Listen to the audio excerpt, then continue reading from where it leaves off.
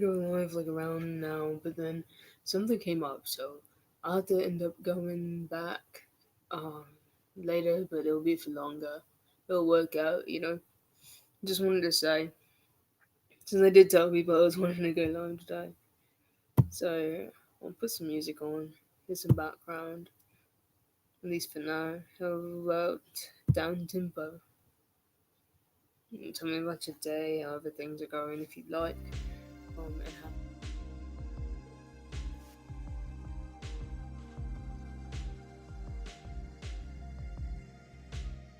gamer. Thanks for being around.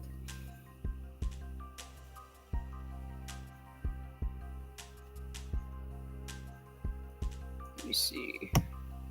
Let me make the audio just more. It's usually what happens. That was ketchup, if you heard that.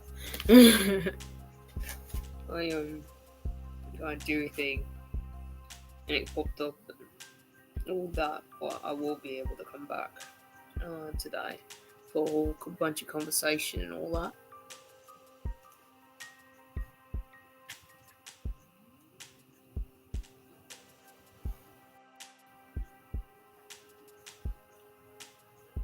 I hope y'all have good days.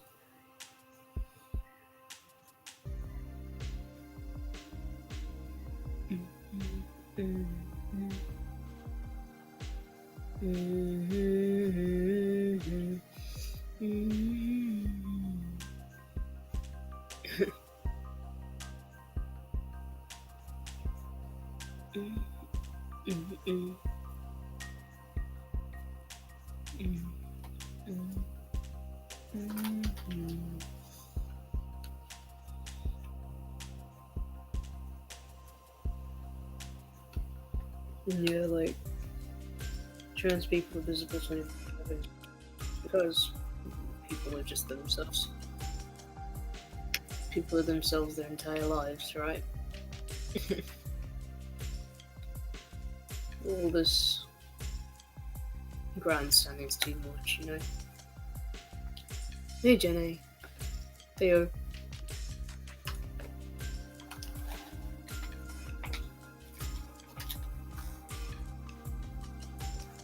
I was looking through YouTube.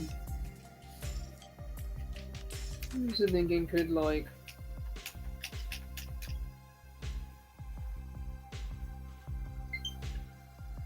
go on here.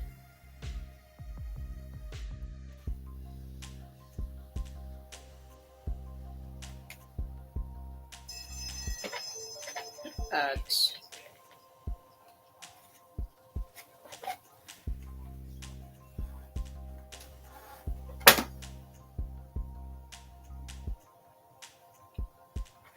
Hey, Nagasaki. How's everybody doing? How's the day going?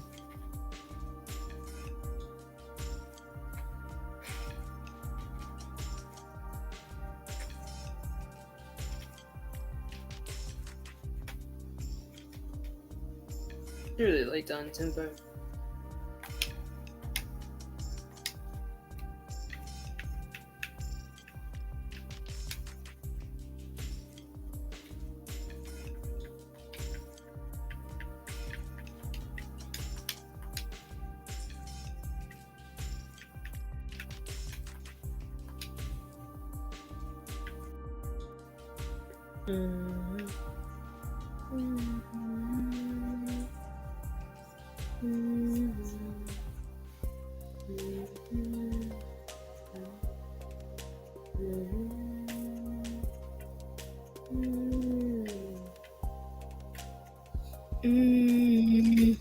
I hope things get better.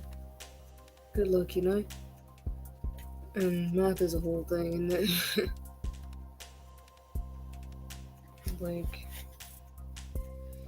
I feel that though. It's always a whole thing, isn't it?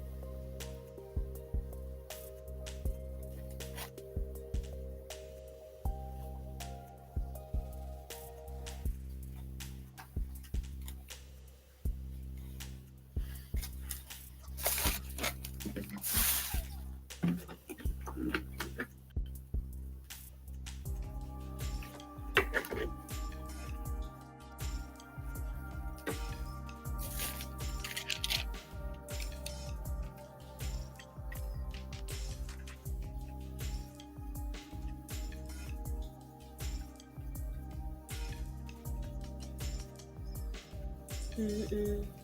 Mm.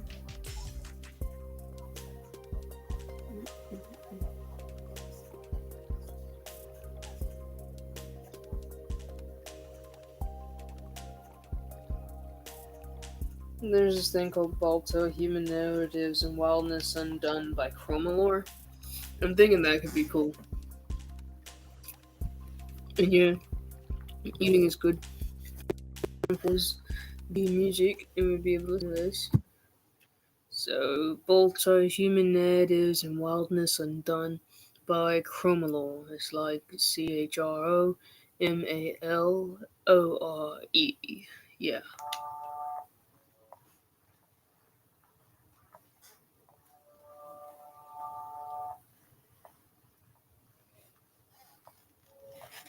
In December 2019, Disney released the live-action movie Togo, which tells the story of the Great Race of Mercy.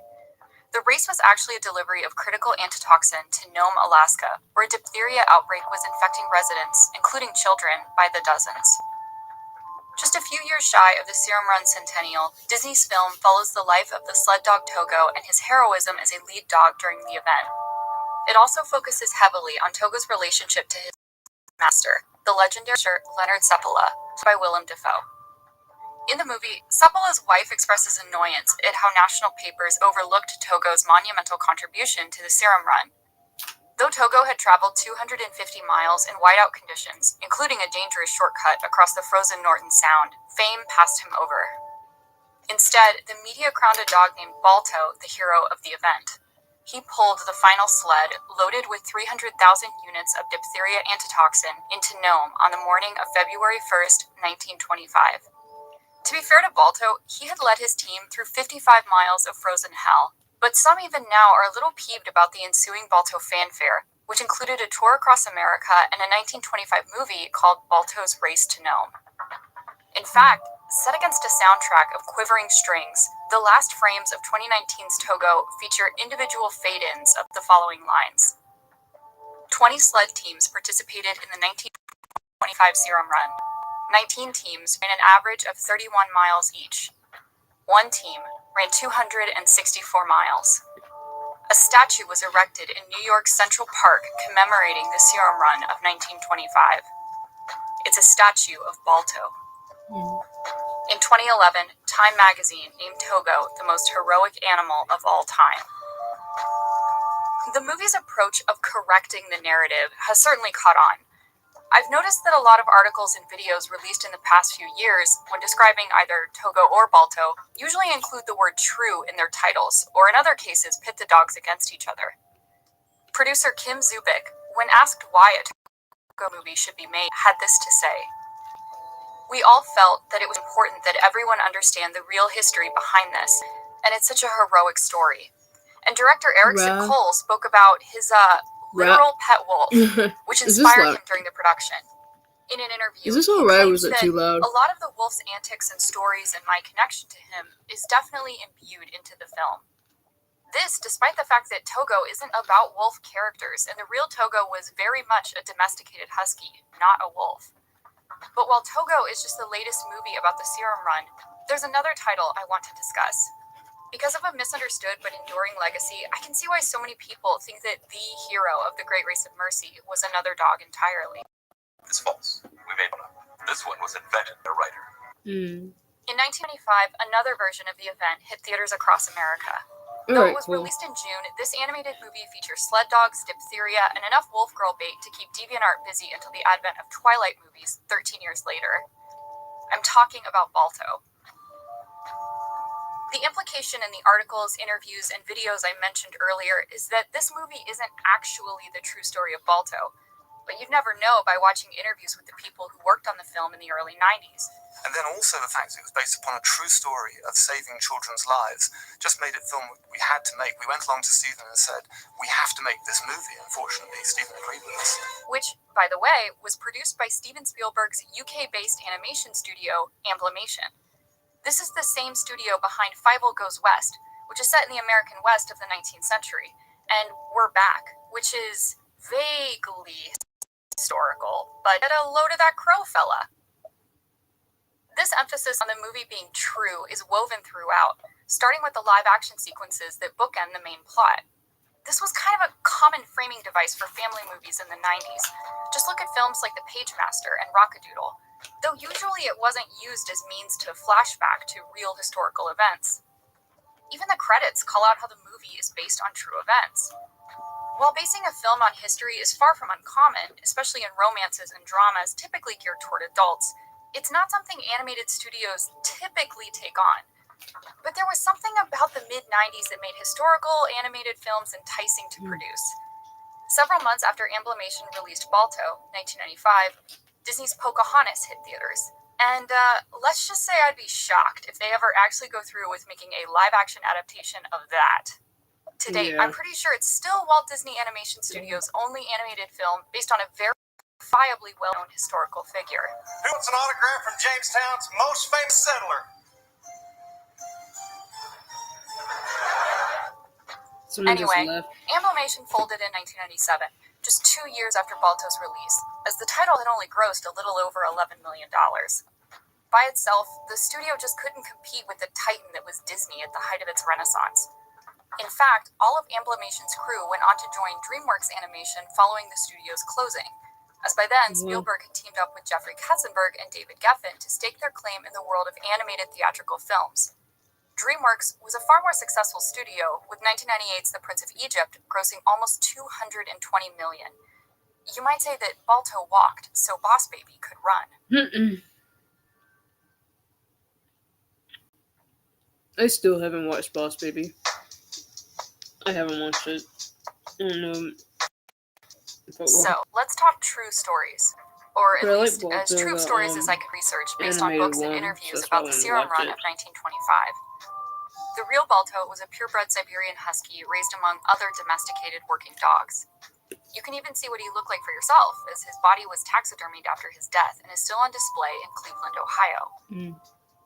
Seppala had never really cared for Balto as a sled dog and thought of him as poorly cut out for the job of leading a team. He'd actually had Balto neutered at 6 months old, as he provided little value for breeding. Meanwhile, Togo's distinguished bloodline is still prized to this day, and includes the dog who played him in the 2019 movie.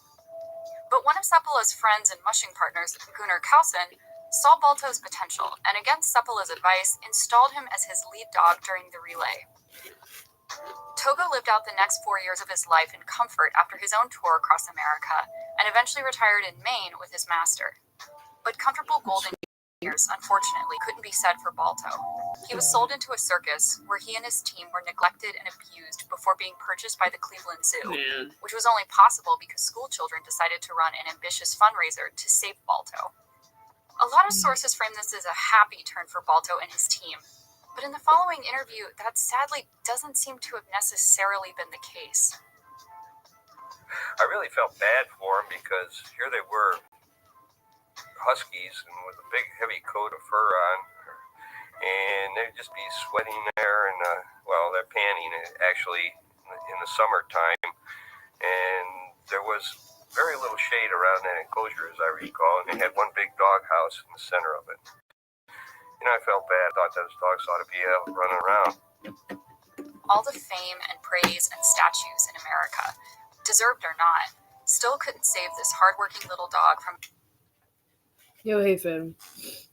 I have like a thing to do, so I was like wanting to go live, but then there wasn't enough time. So I'll have to like come back. And like then I'll do the full discussion thing I wanted to do. I have like a little plan. And now I'm watching this video about Balto, human natives, and wildness undone across it. Because I was interested, and I did like the Balto movie. It's by Chromalore, like CHROMALORE.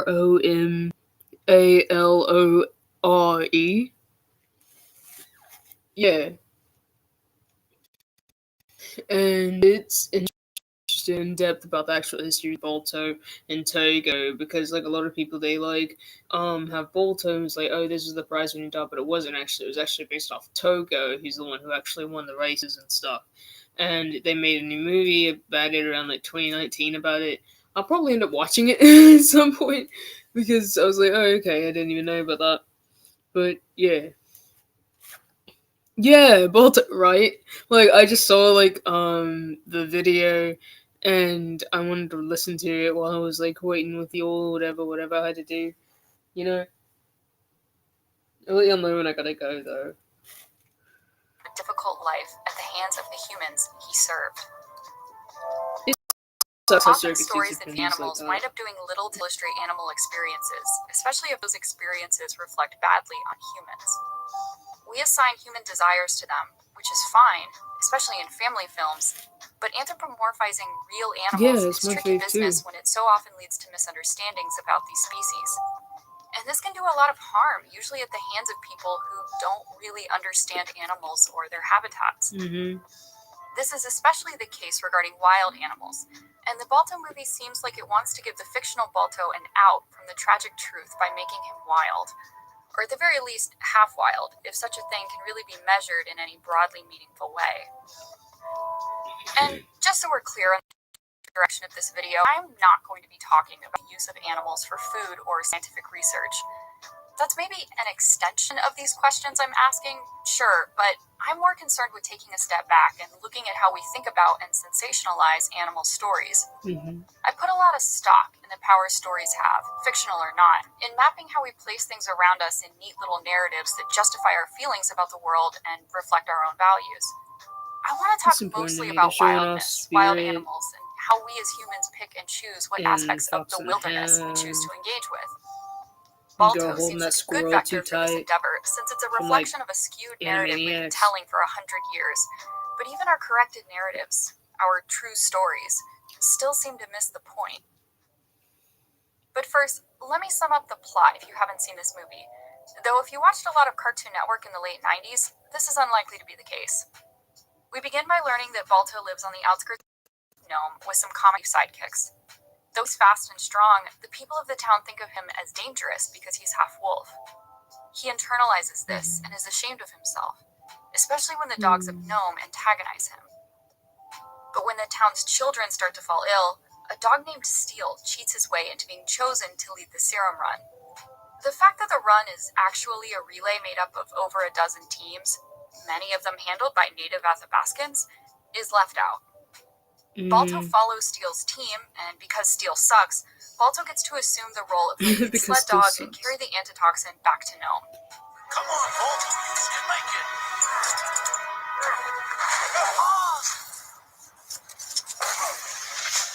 He finally taps into his wolf instincts to find the trail back and save the town's children. There's also an uwu love interest, because this was a year after Simba and Nala felt the love tonight. Amplimation's decision to make Balto half-wolf certainly adds a bit of depth to the movie's narrative. I'm sure one could make the argument that Balto's struggle with identity can be mapped to human experiences in the real world and serves as a metaphor. And for a greater breakdown of human stories with animal characters, see Jack Saint's video on that topic. He does suck. But I want to stay grounded in the logic that the movie sets up for us and approach it at face value. Namely, that to a wild animal, existing among humans and working for them is more noble or worthy than living a wild life. It's not that the movie is trying to say that nature sucks, but it does circumvent Balto's wildness and make the case that, deep down, Balto is domesticated after all. Just look at how different his design is from the wolves in the movie, and how much more closely he resembles the other dog characters. And the Balto sequels gum up the works here even more, but I'll come back to those later. I'm going to trace discourse about the questions of true versus fake wildness to the early 1900s, almost 2 decades before the Great Race of Mercy. Some of the most famous people in American history had a stake in this conversation, descending into deliciously petty behavior to argue over the truth of the natural world. But this is an issue that has persisted well into the 21st century, and I'm honestly not sure if stories about animals are really helping us better understand or value the creatures we share the planet with. What do y'all think? In natural American history.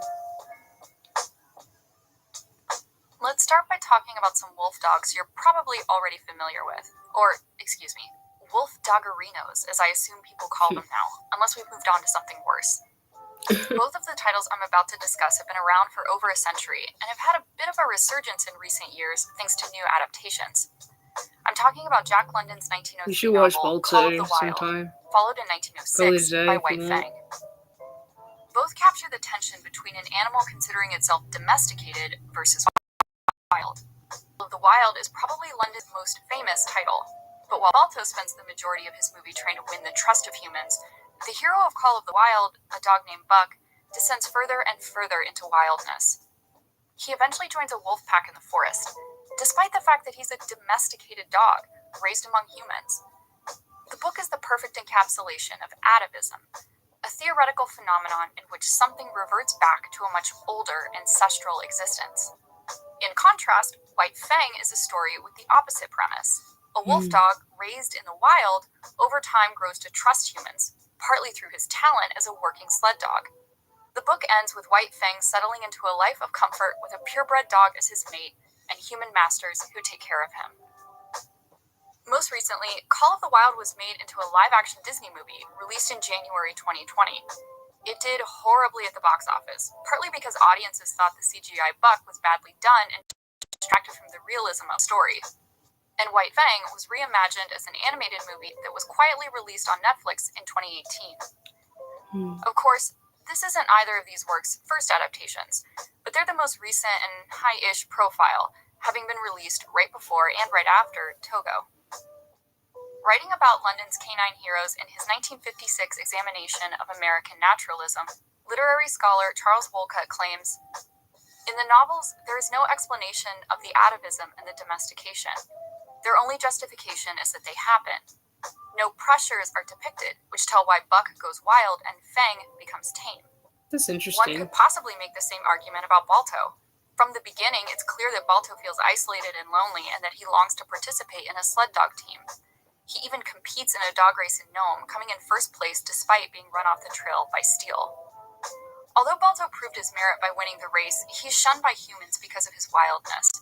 Balto returns to the abandoned ship where he has made his home, but not before he encounters a pack of wolves who possibly recognize him for what he is. They howl a greeting, but he ignores their call and slinks off. Even after being treated like shit by humanity, Balto ignores the call of the wild that had captivated London and his hero Buck. Wolcott points out that Call of the Wild was a much more popular title than White Fang, and I'd say that still probably holds true to this day. Maybe people feel a kind of affinity for stories in which the heroes depart the civilized world for the sublime darkness of uninhabited spaces. The inverse maybe feels too unfulfilling. It can be hard to imagine a character giving up what we might interpret as freedom and adventure for the responsibility and boredom of modern living. This was probably part of the appeal of the naturalist literary movement in the first place, before it unfortunately descended into eugenics in the 1880s. American naturalism isn't exactly about embracing wildness. Rather, it refers to the philosophy that there is a bespoke order to things, determined by science and natural laws. Naturalism rejects the mystical and ephemeral attributes of past literary movements and instead embraces determinism, with the idea that beings are set on a path that is determined by their biology and circumstances. To apply this to Call of the Wild, Buck is determined to return to the wild, as his distant ancestry is still that of a wild animals. Meanwhile, White Fang is, well, half dog, so it would track that he might naturally take to a domesticated life. See, this is what Wolcott was referring to when he describes how these don't really neatly lay out why their canine protagonists pursue different paths. Shouldn't Buck want to be a domesticated dog who lives among humans? And if the Call of the Wild is so strong and unshakable, why doesn't it apply to White Fang, who, like the fictionalized Balto, is literally half wolf and born wild? Are natural laws real or not? Yeah, Oh, the shame of the polar bear who fears the water. No wonder we are shunned by our fellow bear. Woe is ours. But honestly, since we're talking about it, if you want, like, I think you're a mod, right? You can actually just link it in the chat if you'd like. But I don't mind you send it to Discord too. While London may have assigned dogs individual agency and logical capabilities, they still weren't anywhere near as over the top as some of his contemporaries' books at the turn of the century. Some authors wrote about animals that went to school or ones that could make casts and mend their own broken bones. This is really good editing. I think I'll highly recommend checking this person out. It's pretty I cool. guess this kind of thing really got people's goat because it embellished the natural world at a time when American scientists and biologists were making tremendous strides in understanding it. And misunderstanding it, too. This was several decades after the publication of Darwin's Origin of Species, and some people seemed a little confused about how to connect human intelligence with animal intelligence, often considering the former simply as a more evolved form of life on Earth. People had a lot of opinions about how wild animals should be described, especially when authors aimed to illustrate so-called true accounts of animal behavior. This early 1900s version of a flame war was called the nature fakers controversy, referring to authors who wrote of wild animals that acted in unnatural ways. Eventually, this controversy, which had been fought in magazine articles, newspapers, and even in the introductions of books, caught the attention of none other than Teddy Roosevelt. He was particularly annoyed by a passage in a book that detailed how a wolf could take down a caribou in a specific way, and he insisted on making these cinema sins known. In 1907, a periodical called Everybody's Magazine published a particularly scathing interview with the Build-A-Bear president, in which he... Yeah. And watch the cartoon Tom and Jerry. Not this morning. Hi, how's the day been? We're watching this documentary kind of style of a film analysis on Balto and the history of it. It's pretty cool. By Criminal. I appreciate it. apparently woke up that morning feeling bored and needed to start some shit. I should mention that Roosevelt was actively president at that time, and at one point during the situation even wrote to a friend, "I know that as president, I ought not to do this." Oh, wow. You might be wondering why Roosevelt was so incensed by these stories. Roosevelt's main complaint came from the angle of thinking of the children. In the interview, he says, "If the stories that are given to children were written as fables, published as fables, and put into the children's hands as fables, all would be well and good. As it is, they are read and believed because the writer not only says they are true, but lays stress upon his pledge. Right? If the child mind with stories that are false to nature, then children will go to the haunt of the animal only to meet with disappointment. Yeah. The result will be disbelief and the death of interest. The men who misinterpret nature and replace fact with fiction undo the work of the men who, in the love of nature, interpret it aright." That makes sense. And for some of us, Teddy might come across as a hypocrite. He was a hunter, after all, and some might point to his great environmental achievements as a selfish desire to maintain the tradition of the hunting sport. In fact, the hunting of wolves in the U.S. got pretty out of control by the 1920s. Many hunters were concerned that wolves would kill deer that were otherwise hunted by human beings for sport and for meat. But when we put Roosevelt's comments alongside how wolves have been portrayed in American and European stories for centuries, his concerns really do seem to speak overall disposable attitude many people have toward wild animals. And he's not entirely wrong about how people internalize their experiences with the natural world and the importance of having authentic exposure to the wilderness. Just recently, the University of Michigan published a study. Yeah, there's a book based off of, it's like The Call to Nature, for one of the movies that the movie's based on that we were talking about, because it was about a dog going into nature, basically. Like, it started off domesticated, but then ran off to the wild eventually. And dog is like something, yeah, right there, everything. There's a link if anyone wants to check it out. Cool, and thanks. And then, so the University of Michigan published a book, published a study about how people are more likely to take protecting the environment seriously if they have personal experiences observing or interacting with the natural world. Like, yeah, seeing a rare bird outside your window is going to resonate with you and stick with you more than turning on the TV and seeing what I can only assume are the gaping jaws of hell itself. My God. And like Roosevelt or his environmental philosophy or not, he was probably recognizing the onset of industrialization and urbanization as a component in Americans' departure from the wild world. The so-called frontiers like Alaska still remained, but the country was growing rapidly, and most of that growth was concentrated in cities where people worked in dark factories. But as the 20th century chugged along and more Americans dispersed into suburbs, people still felt a connection to the sensational stories about terra incognita. Television and movies about the wilderness would replace books, but the bleakness of naturalism wasn't really what many audiences sought for entertainment following two major wars. You know what though? I do understand it because it's just that like I really am concerned at the amount of times that people have like used like these are true events and they try and have it in people's heads, and that's why a lot of people think things are true when they're actually fake. And like it does make a disillusion to like the aspects of how it actually is.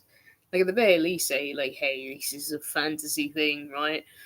Don't like merge that kind of stuff because then it's already like there was already disenchantment with treating like nature better, right? So it's like that does seem to be something that would add on to it, right?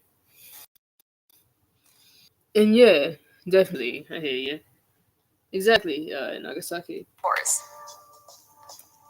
One particular genre of film that took off in the middle of the 20th century was called the film. Cousin of the American Western. Most of these movies are set in Alaska.